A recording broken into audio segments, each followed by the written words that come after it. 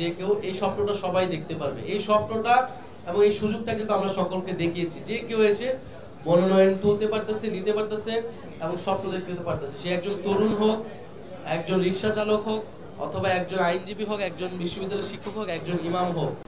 মনোনয়ন প্রক্রিয়া বাংলাদেশের ইতিহাসে প্রথমবারের মতো একটা স্বচ্ছ প্রক্রিয়া অনুসরণ করে এই মনোনয়ন তালিকা হতে যাচ্ছে। আমি মনে করি বাংলাদেশের রাজনৈতিক সংস্কৃতিতে এটাই সবচেয়ে বড় চমক।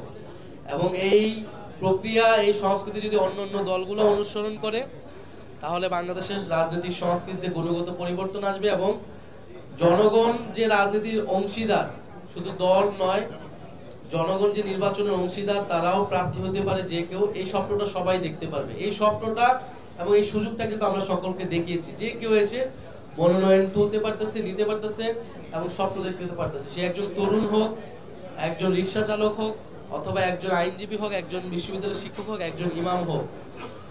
আমরা চেষ্টা করছি যে আমাদের যেই মনোনয়ন তালিকাটি হবে, সেই তালিকাটি হবে অন্তর্ভুক্তিমূলক। আমরা ইতিমধ্যে কয়েকটি দলের মনোনয়ন তালিকা কিন্তু দেখেছি। সেই তালিকা কিন্তু খুবই পুরনো ধাঁচেরই হয়েছে। অর্থাৎ যদি গণ অভ্যুত্থান না হতো, যদি তারা 5 বছর আগের ইলেকশন করতো, যে ধরনের তালিকা তারা দিত, সেই একই ধরনের তালিকা দিয়েছে। আমরা চেষ্টা করব যে আমাদের তালিকাটিতে অন্তর্ভুক্তি থাকতে সকল ধরনের সমাজের যে শ্রেণী পেশার মানুষ রয়েছে, চিন্তার মানুষ রয়েছে, ভিন্ন ধর্মের মানুষ রয়েছে, ভিন্ন জাতিসত্তার মানুষ রয়েছে, সেই সবকিছুর সমন্বয়ে একটি তালিকা আমরা প্রণয়ন করতে, পাশাপাশি আমরা তারুণ্য এবং অভিজ্ঞতার সমাবেশ ঘটানোর চেষ্টা করব।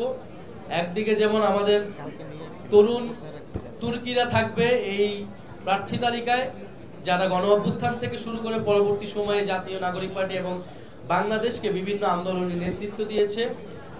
পাশাপাশি যারা বিভিন্ন এলাকায় সমাজসেবামূলক কাজ করেছে, জনগণের পাশে থেকেছে, বা রাজনীতিতে যাদের স্বচ্ছ রাজনীতিতে অভিজ্ঞতা রয়েছে, দেশপ্রেম রয়েছে, সেই ধরনের মানুষকে আমরা এই তালিকায় স্থান দেওয়ার চেষ্টা করব।